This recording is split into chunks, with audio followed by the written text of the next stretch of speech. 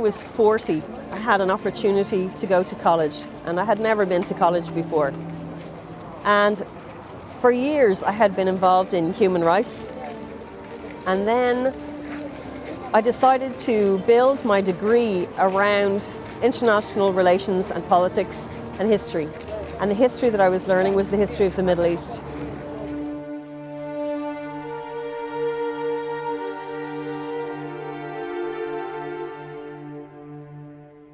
And it was at that time that I took a module on the Quran. I had to take a module on the Quran for my Middle East studies.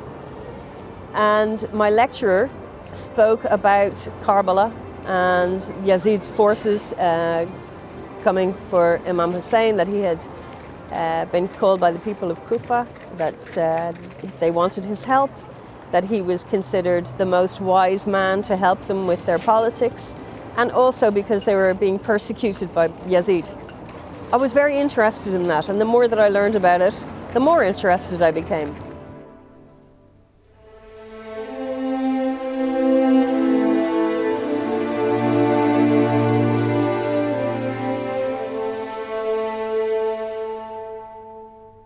During those months, I was working as a human rights defender with the people of Bahrain, and of course the majority of those people are Shia, and some of them visited Ireland, or I would be in Geneva or Istanbul, and I would be with them while they were praying, or they would be talking about their faith, and of course they told me about Imam Hussein. So that planted the seed.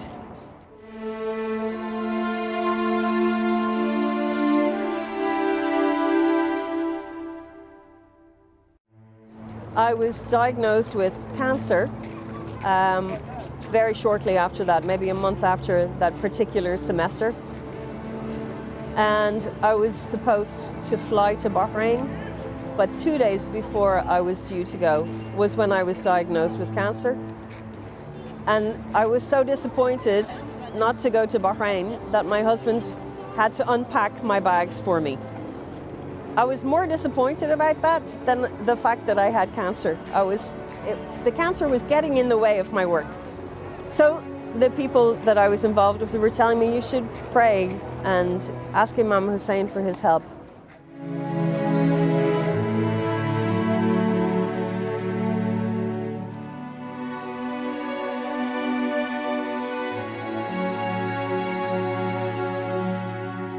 And there was something in that gave me patience in my own suffering and hope in my own suffering too. I was completely bald. I had no eyebrows, I had no eyelashes. My skin was so grey from the chemotherapy, the bad medicine, I called it to my children. 6 years now, I'm still here, still alive, thank God, alhamdulillah. During the time, I always dreamed of visiting Karbala, to put my hands into the water where Abbas went to draw the water for the children. I want to put my hands in that water, in the Euphrates. I want to walk this path, the journey that Imam Hussein's family took. It's important to me. I know it's really peculiar for the majority of people to understand, but I need to do it. I heard Imam Hussein call me. He wants me to be here, and nothing could prevent me from coming.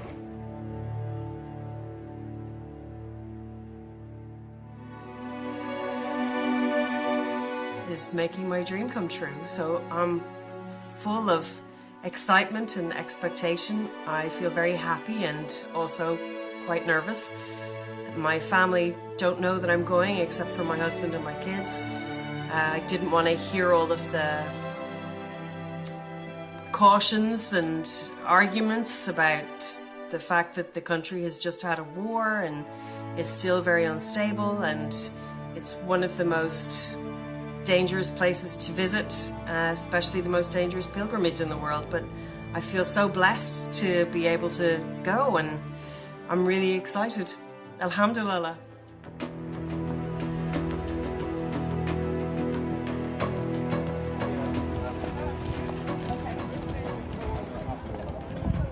I'm so excited to be in Iraq. I'm delighted. I've been wanting to come for 30 years to Iraq. And it's fantastic. I'm so happy, and I came because I want to pay homage to Imam Hussein and Imam Abbas, and inshallah also Imam Ali. peace be upon them all. I'm so happy to be here and that so many people made this happen for me. I feel very humbled and privileged and excited.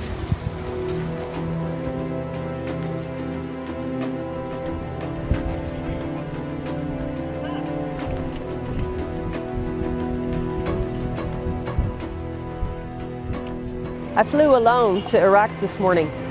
It sounds crazy that an Irishwoman would fly alone to Iraq. There's just been a war here, but you don't see that. It's an absolute miracle.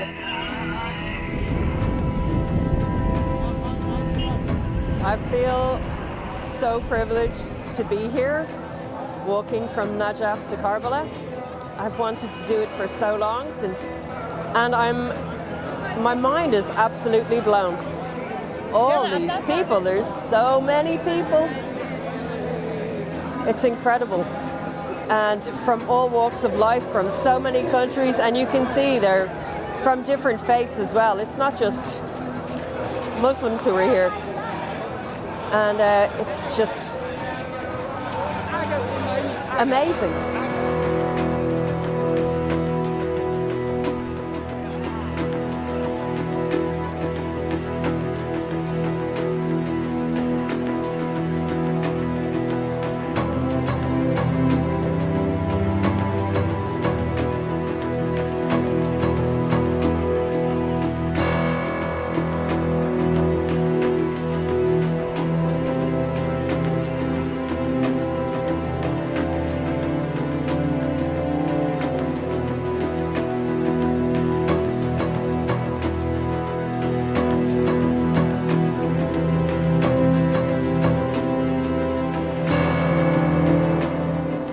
The road to Karbala is marked on the poles. They're marked by number so that if people lose each other along the way, they know to contact each other at the various poles along the route. And today I have the first few steps of my dream coming true. I'm going to be walking on this road with all these millions of people to Karbala in honor of Imam Hussein. This is the first pole on the route, pole number 1. And from here, I take my first steps to Karbala.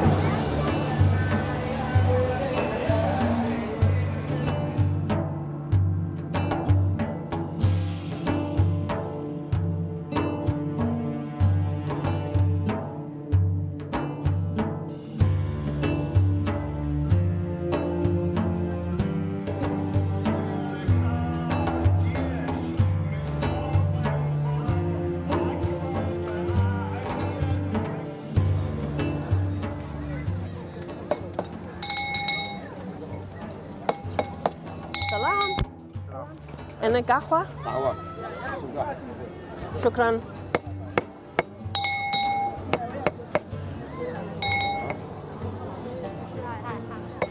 قهوة يا زاير، قهوة تحت يا زاير.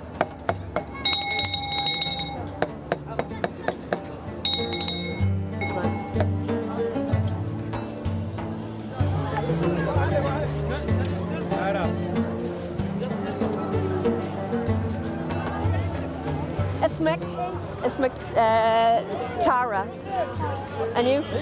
اسمي هجرة. ها؟ هجرة. إيرلندية. لا إنجليزي؟ لا إنجليزي. Okay. Okay. إيرلندية. How old? 8 40 لا 4 نعم 40 3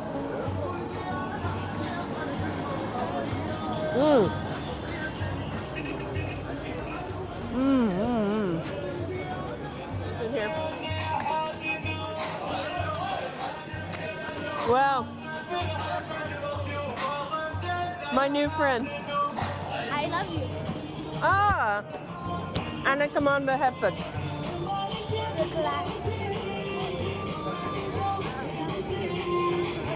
I'm delighted to be walking with them.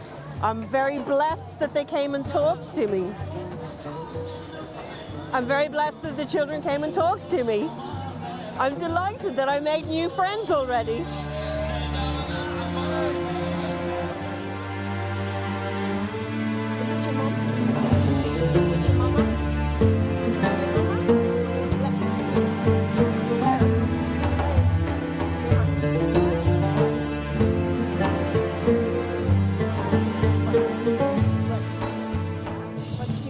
to say to me.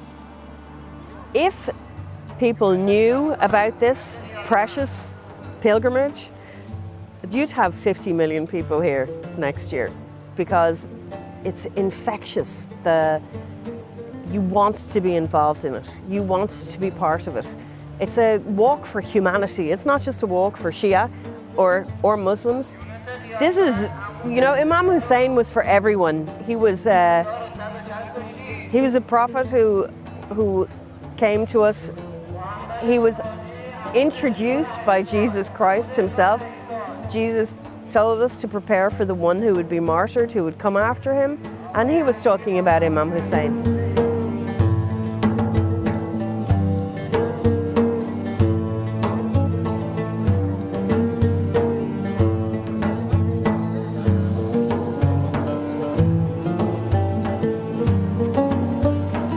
Shukran. Thank you so much.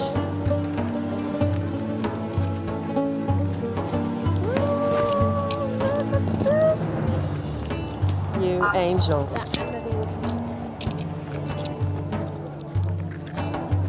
Thank you.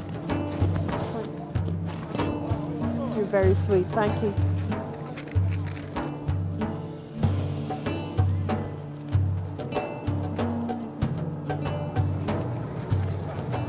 It's so exciting to be with so many hundreds and thousands of people here.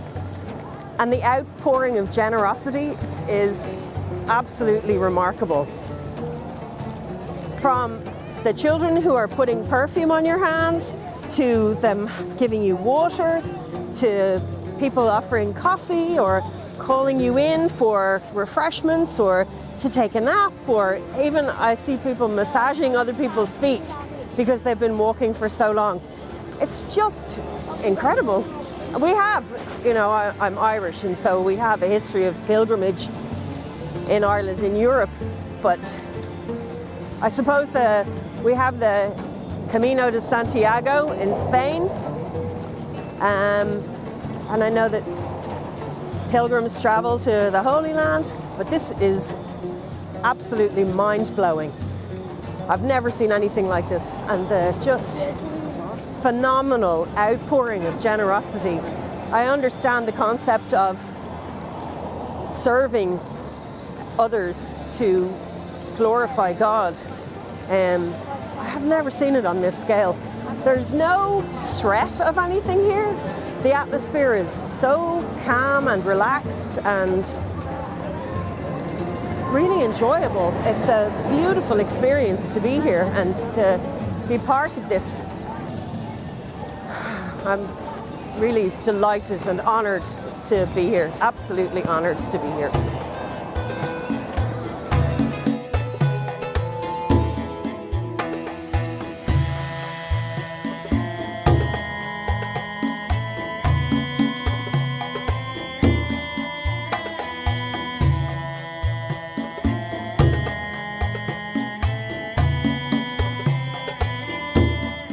I came. I wasn't worried about coming because I just knew. It will sound very strange to people who don't have faith, but I really believed, not in any naive way. I think when you have faith, real faith, and you believe in God, you've become to have an expectation of God, that He will protect you, that He will put the right people in your path, that you'll be safe. And I'm not naive. I admit that I am ignorant of the ways of Islam, but I'm not a girl. You know, I'm not 12 or 13 years old, silly thinking, oh, nothing will happen to me, I'm invincible. I know my humanity, but I knew when I was coming that I could expect God to take care of me. And He has. He completely has. Alhamdulillah.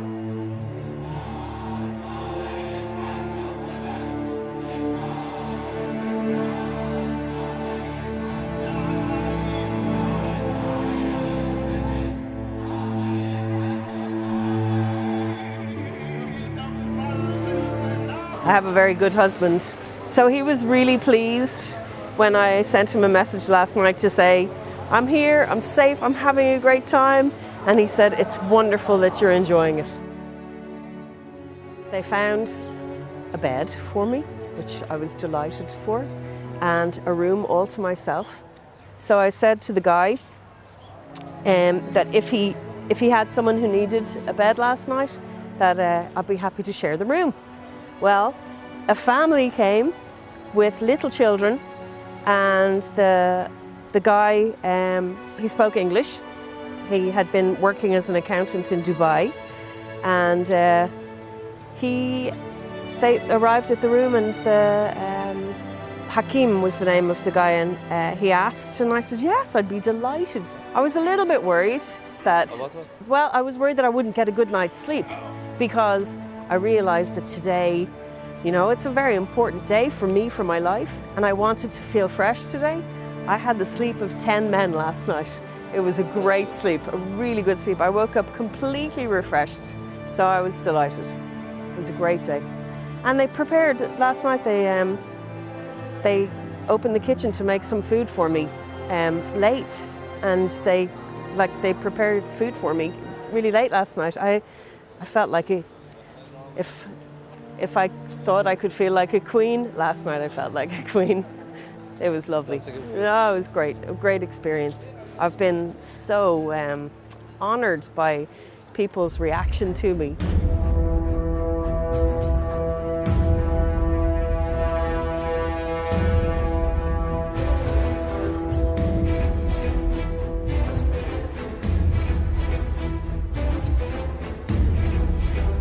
I'm not pretending, I'm not making it up. This is really happening. There's a feeling of safety and community and mutual respect, care, helpfulness. The people who are serving the pilgrims are doing it with all their heart. They're giving as much as they can.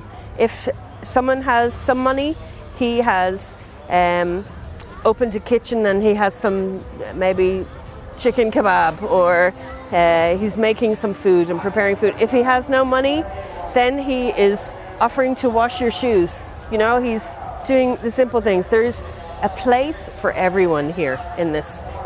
If this could be the way of life, if this could be our lives, that we could live like this in this harmony, the world would be a far better place.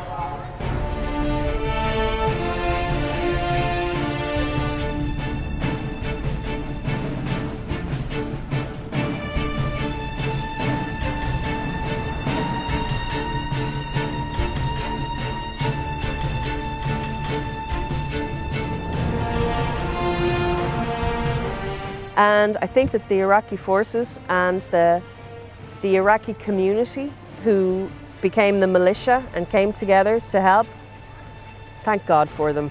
Thank God for them, because ISIS was like a rash that was spreading throughout. And I know that Karbala was not taken and Najaf was not taken. There's no way that they could have taken this place. There's no way that God was going to allow that to happen. It went this far and no further. There was a line drawn in the sand for ISIS, and their days were numbered. And I really believe that in Iraq, that was their time to be stamped out.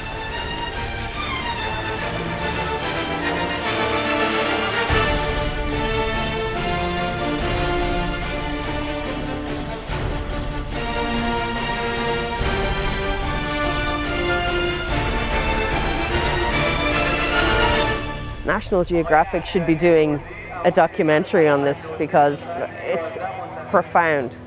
You know, I don't think that you could cover it in a single documentary. You would have to have a 12-part series to cover it all. Every little element for people is cared for.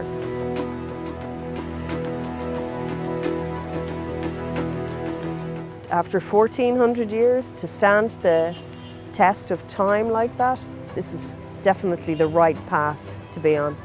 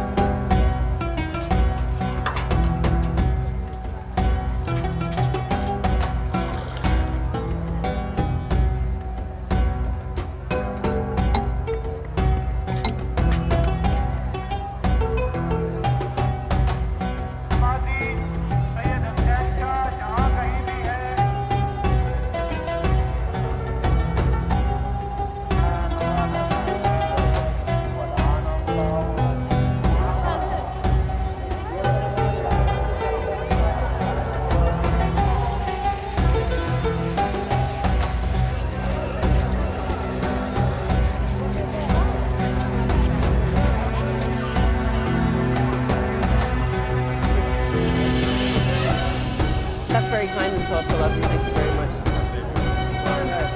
Last year I came, it was really. Will I type it? No, I can't. Yeah, okay. Okay, so TARA.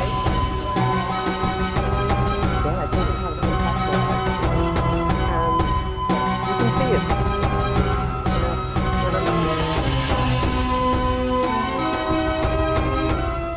Imam Hussein was slaughtered 1,400 years ago, and all of his family by Yazid. He was killed because he would not compromise and accept the evil and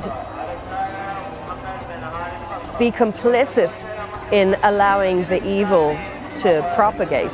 He said no when no was a must, and he was killed for that. He was trying to get to Kufa, to the people in Kufa, because they wanted his help, and then they turned against him from fear or persuasion or whatever it was.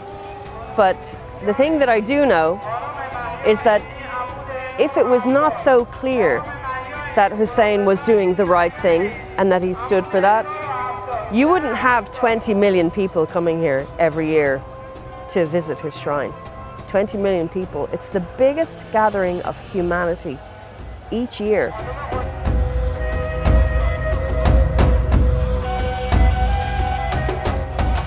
It's an example, it's an incredible testimony to Imam Hussein, and an example of how we should be living, how his vision for people was to live peacefully and in harmony with each other, helping each other. Not the oppression of dictators and tyrants that we still have. The legacy that Yazid left behind is still in the world today.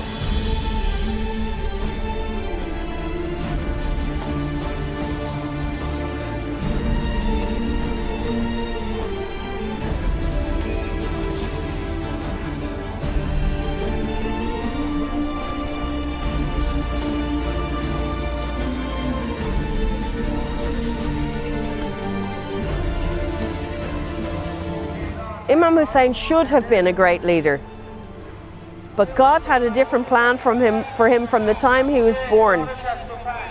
He was the favorite of the Prophet Muhammad himself, and his message for humanity, this message for humanity, to actually be here, to see it, to live and breathe it like this. If people from other cultures and it's nothing to do with religion even. If people would come and see, you'd have millions more people here. You'd have to prepare a lot more food for more people here. You must come and see. I can't go and tell. It's a place that you must come and see to experience, and there's nothing to be afraid of.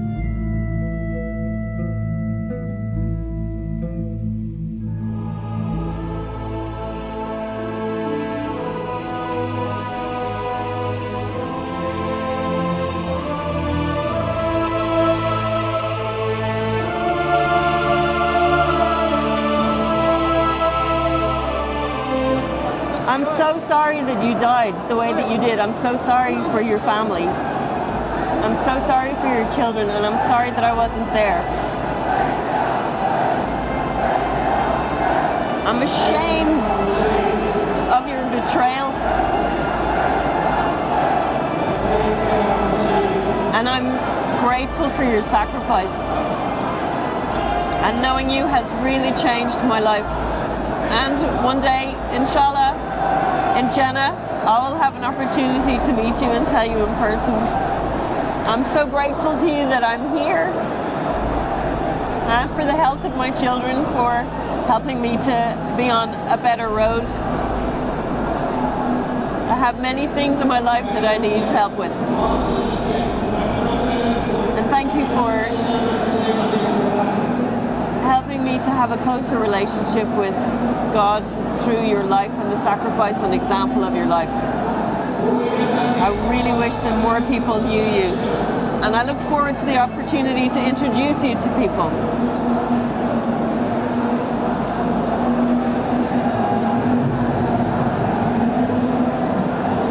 Please help me to